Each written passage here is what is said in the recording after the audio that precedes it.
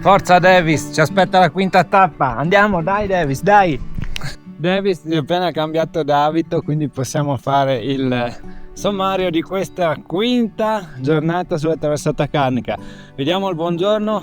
Alle mie spalle c'è il rifugio Calvi dove abbiamo passato la notte. L'alba è spuntata da un po' di tempo sulla Pietra Bianca, sul Peralba. Albus sta proprio per Pietra Bianca. Adesso avremo un antipasto di salita che ci porterà fino al Passo Sesis per inoltrarci poi lungamente in discesa nella valle di Fleons, una bellissima valle solitaria. Risaliremo ai laghi di Bordaglia per scendere di nuovo in Austria, per risalire di nuovo al lago di Volaia e salire ancora di più sullo Spinotte per arrivare alla fine di questa tappa che definire mefistofelica è poco, al rifugio Marinelli. Quanto più o meno staremo? In ore non ne so, sono circa più di 21 km e più o meno 1400 metri di dislivello, ma facciamo un recap alla fine della giornata, quindi seguiteci.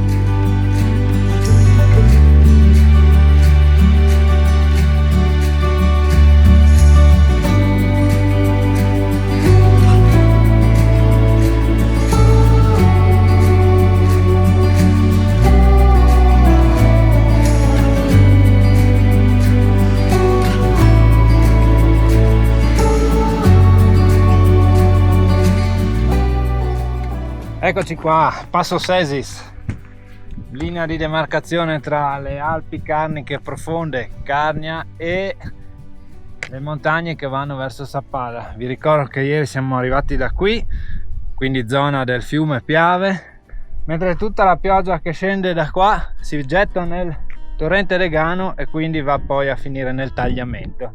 Comunque sempre di mare Adriatico parliamo. Spettacolari le pareti della creta Cacciatori, ci sono tantissime vie di arrampicata, bellissime tra l'altro, la linea dei monti di Fleons. Noi adesso scendiamo giusto in fondo a questa enorme valle che ricorda un po' le valli occidentali, prima di ricominciare la salita, ma saremo già a Malga Fleons di sotto.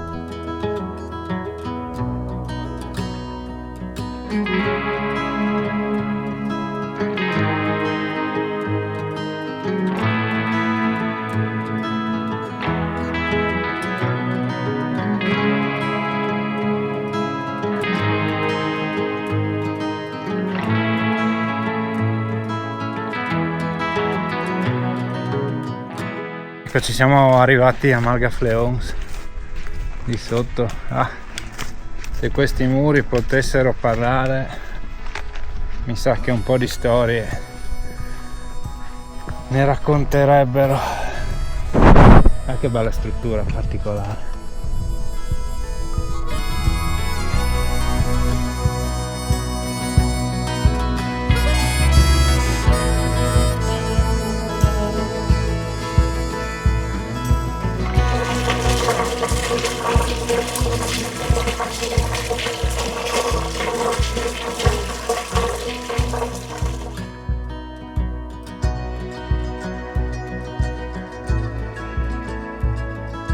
E siamo arrivati in cima alla seconda salita della giornata di questa tappa. Siamo partiti esattamente laggiù, abbiamo fatto tutta la valle di Fleons, siamo risaliti qui a Sella di Seisanis.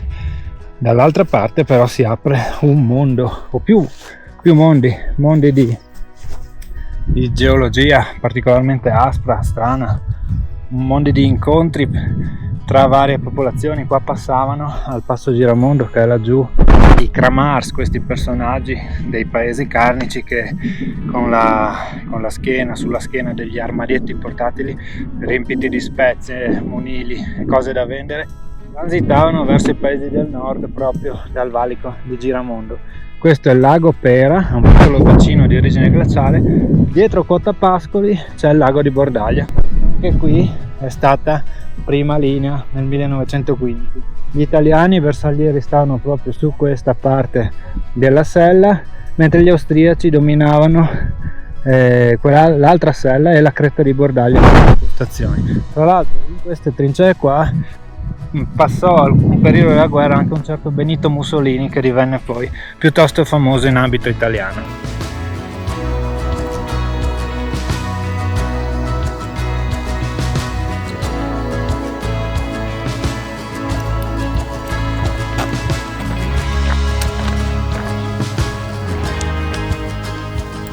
Ci affacciamo su quella perla smeraldina che è il lago di Bordaglia.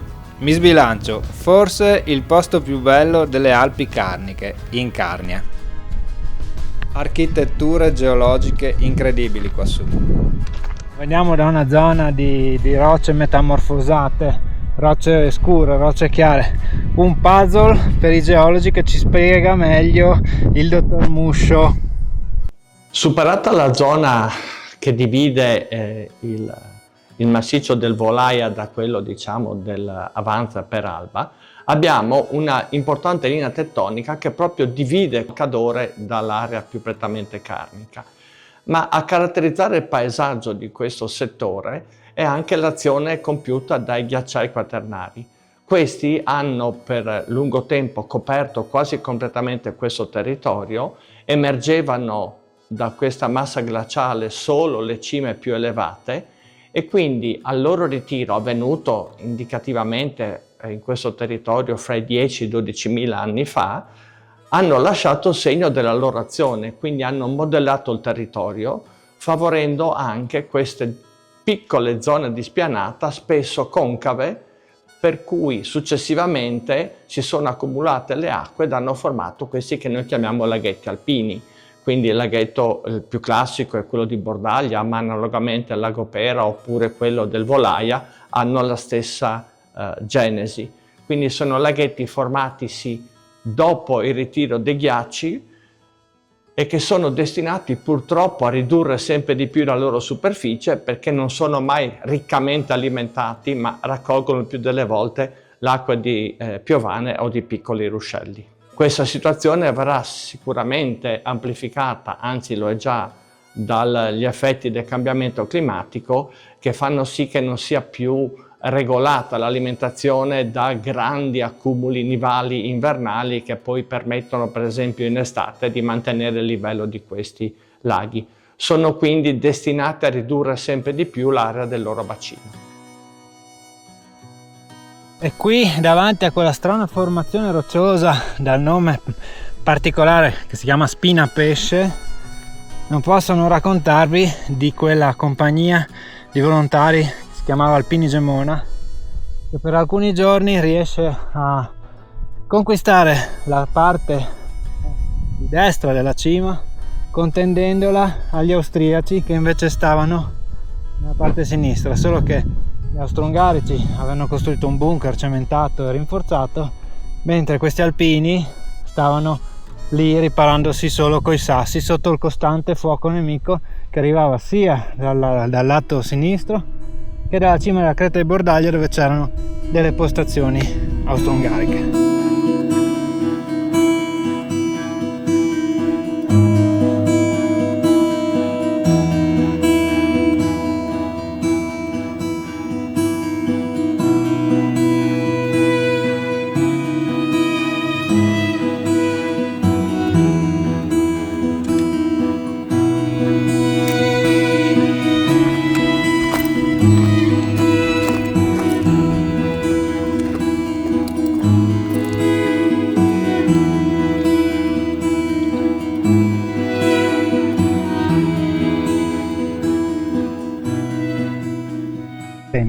In maniera piuttosto ripida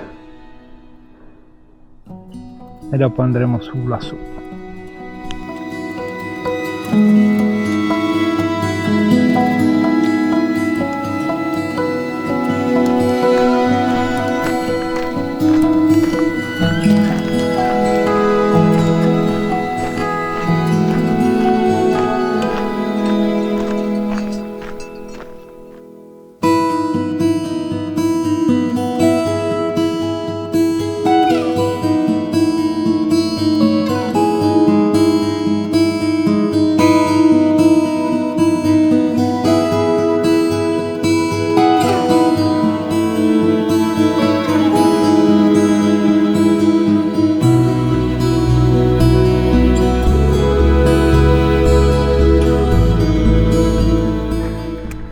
Dopo tanto peregrinare stiamo arrivando al Volaia. Questa è la terza salita cattiva della giornata e adesso Vediamo che fare perché il meteo qui si sta un po' guastando.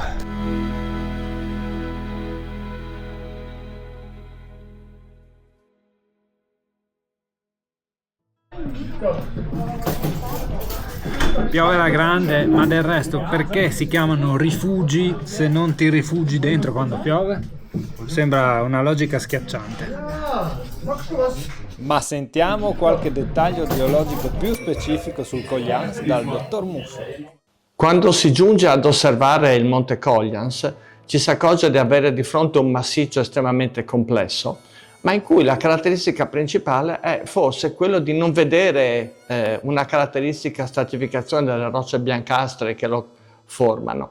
Questo perché in realtà le rocce che costituiscono questo massiccio sono rocce prevalentemente di origine organica, sono il frutto di una barriera corallina o di una scogliera che si è formata circa 400 milioni di anni fa, è durata per diversi milioni di anni e quindi ha potuto crescere fino a raggiungere una potenza di oltre 1000 metri, che si estendeva a pezzi da questo territorio fino a giungere all'area dell'Osterning, interessando per esempio lo Zermula e altre cime dell'area, e che ha la caratteristica di essere cresciuto e sviluppato in una condizione che ovviamente è ben diversa da quella attuale. Allora, 400 milioni di anni fa, ci trovavamo a sud dell'equatore e le condizioni ambientali permettevano la crescita di queste barriere coralline. Uno degli aspetti particolari di queste rocce poi è di essere in alcuni punti intensamente modellate dal fenomeno carsico. Rocce che hanno subito questa azione e che favoriscono anche la formazione di sistemi carsici sotterranei. L'Abisso Marinelli e altre grotte che sono in questa zona raggiungono e superano i 100 metri di profondità. Un altro aspetto interessante del fenomeno carsico di questo territorio è che le acque che qui vengono raccolte, si è scoperto, vengono drenate ed escono a giorno nella zona del Fontanon di Timau, quindi fanno un percorso sotterraneo estremamente lungo. Questa zona è certamente uno dei nuclei più importanti da un punto di vista anche estetico, ma soprattutto scientifico, della zona carnica ed è sicuramente uno dei punti in cui l'azione del Geoparco delle Alpi Carniche si esplica più intensamente, proprio perché il Geoparco nasce per valorizzare gli aspetti geologici del territorio.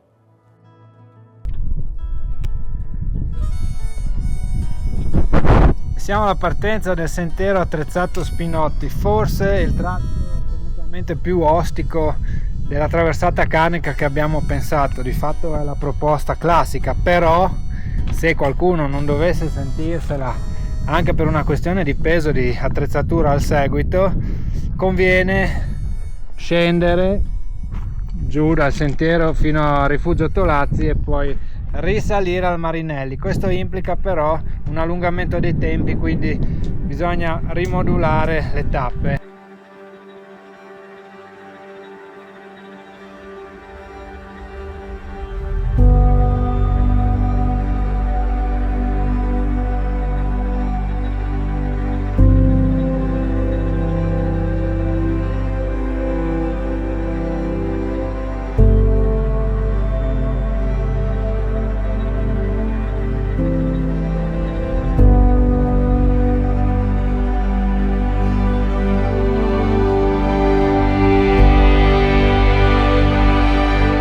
Siamo arrivati dal passo di Volaia, stiamo praticamente vagando tra le gengive del Monte Coglians, grattando i dentini.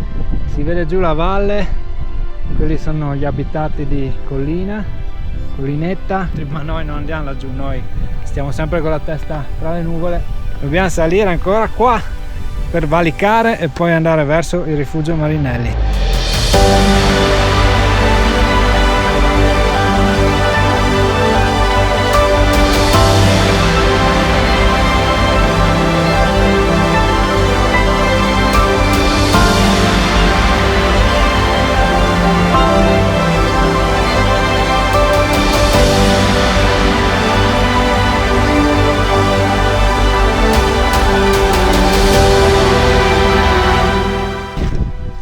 Stiamo finendo la nostra tappa verso il Rifugio Marinelli, attraversando i campi solcati del Coston di Stella, un ambiente lunare carsico dove l'acqua ha lavorato nelle epoche geologiche interessanti carsismi superficiali come scannellature, vaschette, carren, in termine tecnico campi solcati.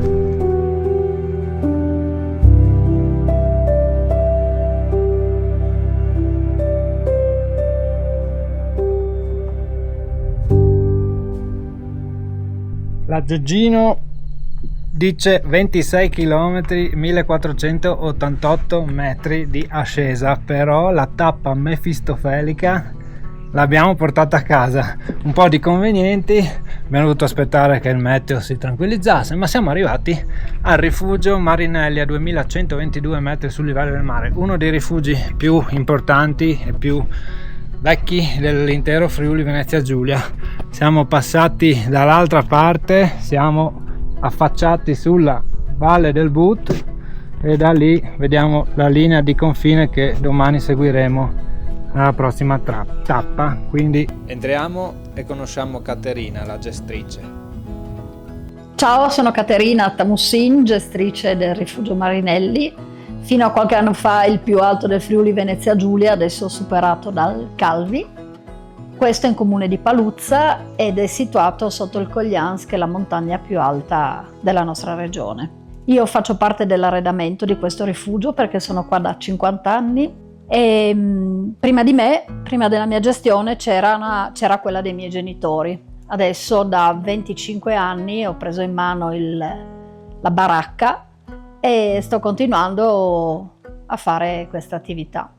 Da un po' di anni in questo rifugio molti passano per la traversata carnica e soprattutto tantissimi stranieri. 2 settimane fa avevamo un gruppo di australiani e un gruppo di estoni che sinceramente in tutti questi anni io qui non li avevo mai visti.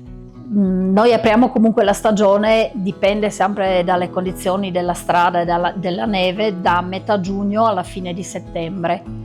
E per esempio l'anno scorso la nevicata del 1° di ottobre è stata di 1 metro di neve e quindi noi siamo dovuti scendere con armi e bagagli in elicottero. Per quanto riguarda i nostri piatti, abbiamo uno chef molto bravo che oltre a fare dei piatti interessanti utilizza esclusivamente i prodotti locali. Non possiamo dire di avere un piatto particolare perché cambiamo il menù quasi giornalmente e magari la lasagna coi funghi la trovi o i canederli con le erbe di montagna, ma è una cosa che la mattina quando troviamo le cose fresche prepariamo. Quindi questa forse è stata la nostra forza, perché tanti vengono qua anche solo per mangiare. Quindi non so se è un bene o un male, perché si perde un po' l'idea di rifugio come meta dove si suda per arrivare e invece si suda solo per mangiare e torna giù in fretta e furia. Un grande saluto dal rifugio Marinelli, che comunque è a 2120 metri, e vi aspettiamo con un bel tempo, un bel sole, un bel caldo per la traversata carnica e per le vostre escursioni.